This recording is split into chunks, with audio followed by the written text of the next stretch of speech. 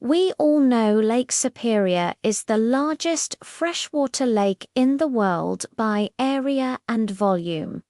But did you know that it's also the third oldest of the Great Lakes, being formed between 200 million and 360 million years ago? Most of the water comes from rain and snow. The watershed covers nearly 26,000 square miles or 67,000 square kilometers.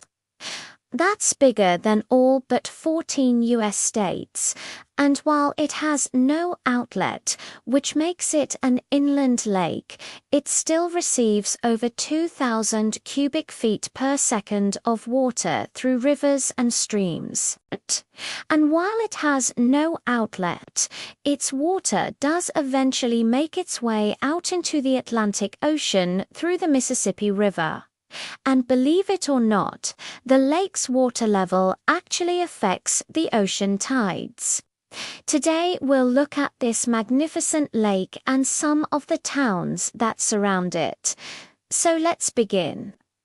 The city of Duluth, Minnesota is situated at the western end of Lake Superior, where the southern shore of the lake curves around and forms a natural harbor protected by Minnesota Point, a narrow isthmus that juts out into the lake and was formed from a retreating glacier over 10,000 years ago. Today, it's home to the Aerial Lift Bridge, which connects downtown Duluth to the historic slip. This bridge can be converted into a fixed position, allowing large vessels to pass through to the harbor. At 529 feet, or 161 meters long, and weighing 20 million pounds, or 9 million kilograms, it's the heaviest swing-span bridge in North America. The original bridge was built in 1905, but after 40 years, the city decided it needed a new one. So, in 1948, construction began on the bridge we have today. It was completed 2 years later at a cost of $1.5 million, or the modern-day equivalent of $18 million. Duluth is surrounded by small communities like two harbors, Silver Bay and Beaver Bay. The population of the entire county in which Duluth is located is just under 350,000, with 86% of them living in Duluth alone. In 2022, US World and News ranked it the 18th best place to live in Minnesota, taking into consideration crime rates, employment opportunities, and average temperatures. Just outside of town sits Jay Cooke State Park, which protects the St. Louis River as it carves its way through the Superior National Forest on its way to Lake Superior. In 2002, the state of Minnesota conducted a survey asking residents what they thought was the most outstanding state park in Minnesota. Jay Cooke came in third behind Itasca State Park, which is where the Mississippi River begins, and Grand Portage State Park, which contains the tallest waterfall in Minnesota. For many years, the railroad played a key role in the economy of Duluth. It allowed the iron ore mined in the northern part of the state to be shipped to steel mills in Gary, Indiana, and Chicago. However, the shipping industry soon realized that it would be more cost-effective to simply load the ships directly onto the lake rather than having to transport it by rail. This led to the growth of Duluth as a port city. Today, the main products shipped from here are taconite pellets, which is a type of iron ore used primarily in the production of steel. Two Harbors was once a bustling port town. It had several sawmills, flour mills, and a foundry that produced pig iron. If you travel east along the south shore of Lake Superior, you'll come across the city of Marquette, Michigan. It sits at the western end of the Upper Peninsula and is home to the largest natural harbor in the Great Lakes. This made it a prime location for a shipyard, and the city's first mayor, Thomas Zugleik, predicted that this harbor will become the great shipbuilding point of this side of the continent. He was right. Today, the port handles over 10 million tons of cargo annually, including iron ore, coal, limestone, cement, and grain. Marquette was named after the Jesuit missionary and explorer Pierre Marquette, who traveled through the area in the late 1600s. He was the first European to explore the Upper Peninsula and the first person to travel the length of the Mississippi River. When he arrived, the area was inhabited by the local tribes, including the Ottawa Ojibwe and Potawatomi. Marquette and his party spent the winter of 1671 to 1672 near what is now the city of Escanaba. They built a small fort and lived with the local tribe, learning their language and customs.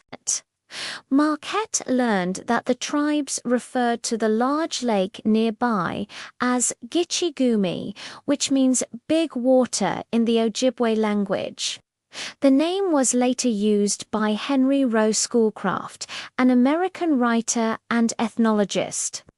When he published a book about his travels in the Great Lakes region in 1823, he adopted the name because he believed it sounded more poetic than Lake Superior. In addition to shipping, Marquette is also home to several major universities, including Northern Michigan University, which is located just outside of town. The school colors are maroon and gold, the same as the University of Minnesota. However, the Wildcat mascot has nothing to do with the feline. It represents a mountain lion, which is also known as a cougar or catamount. The name was chosen because the Detroit Athletic Club chose the tiger as their mascot, and Marquette didn't want to have the same thing as them. Marquette is surrounded by small communities like Negaunee, which is home to the Quincy Mine, which opened in 1846 and closed in 1995. It est one of the deepest man-made holes in the world, reaching a depth of 5,400 feet or 1,646 meters. The nearby town of Ishpeming is also rich in mining history. The town was named after the chief of the local tribe. When white settlers arrived in the area, they found that the chief had already built a sawmill on the banks of the Torch Lake. He had learned the skills from Canadian lumbermen and realized there was a lot of money to be made in the business. Instead of trying to compete with him, the settlers simply bought out the chief and built their own mill. Today, the area is known as the Iron Bay of the Lake Superior.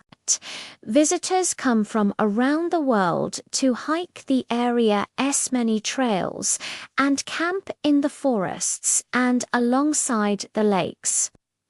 About halfway down the Michigan shoreline is the tourist town of Mackinac Island. It's home to Fort Mackinac, which was built by the British in 1796. The fort was captured by American forces in 1812 and then abandoned in 1815. Today, visitors can tour the fort and learn about its history. You won't find any cars on the island. To get around, you can walk, bike, or take a horse-drawn carriage. It's also home to the Grand Hotel, which was built in 1887. The hotel is listed on the National Register of Historic Places and is considered to be the finest example of Victorian architecture in the United States. Every summer, the hotel hosts the famous Mackinac Island Lilac Festival, which celebrates the blooming of the island's lilacs. The festival typically takes place in late May and early June and features live music, food, and other entertainment. Just off the coast of the northern shore of Michigan's Upper Peninsula lies the Quinault Peninsula. Here you'll find the towns of Horton and Hancock, which are situated at the bottom of a large glacial trough called the Quinault Waterway. It connects Lake Superior to Lake Michigan via the Portage Canal. The canal was completed in 1855 and was the first man-made waterway to connect the two lakes. In fact, this is how the water from Lake Superior makes its way to the Mississippi River and eventually the ocean. As you can see, the canal isn't wide enough for large ships. In addition to the canal, the Quinault Waterway also includes two natural channels, Munising and Allowers. These channels were used by the French fur traders in the 1700s and were an important part of the maritime industry in the region. These days, the waterway sees a lot of recreational traffic, including sailboats, motorboats, and even the occasional cruise ship. The Quincy Mine Hoist, which is located near Hancock, was built in 1846 and is the largest of its kind in the world. The Quincy Mine itself was one of the largest copper mines in the world and produced over 1 billion pounds of copper during its lifetime. Today, the hoist is listed on the National Register of Historic Places, and visitors can take a tour of the mine and learn about its history. The town of Calumet is also located on the Quinault Peninsula. It was once home to a large Italian community, and several Italian restaurants can still be found throughout the town today. The most famous is the Calumet Theatre, which was built in 1908. The theatre is known for its beautiful architecture and has been home to a variety of performances over the years, including plays, musicals, and concerts. Today, the theatre is listed on the National Register of Historic Places and continues to host events and performances. Finally, if you continue following the shoreline of Lake Superior, you'll eventually reach the city of Thunder Bay in the Canadian province of Ontario. The city's name reflects its location near the spot where the Kaministiquia River empties into Lake Superior. And boy, does it ever empty. It tumbles over a series of rapids, creating a thunderous roar that can be heard for miles. The city is home to several historic sites, including Fort William, which was built by the Hudson S. Bay Company in 1631. The fort was an important trading post for the fur trade and played a key role in the exploration and settlement of the region. Another historic site is the Sleeping Giant Provincial Park, which protects a large rock formation that resembles a sleeping giant. The park offers hiking trails and camping facilities and provides stunning views of Lake Superior. If you visit Thunder Bay, you're bound to meet some friendly faces. That's because in 1977, a local resident named Roy Halladay started a program called Friendly Faces, which encouraged people to greet visitors and make them feel welcome. Today, Thunder Bay is known for its friendly atmosphere and has even been nicknamed the friendliest city in Canada. So there you have it, just a few of the cities and towns that call Lake Superior home. There are, of course, many more that I didn't have time to mention. So if you live in an area I didn't cover, let us know a little about your town. And if you're planning a trip to one of these areas, we wish you good luck and safe travels.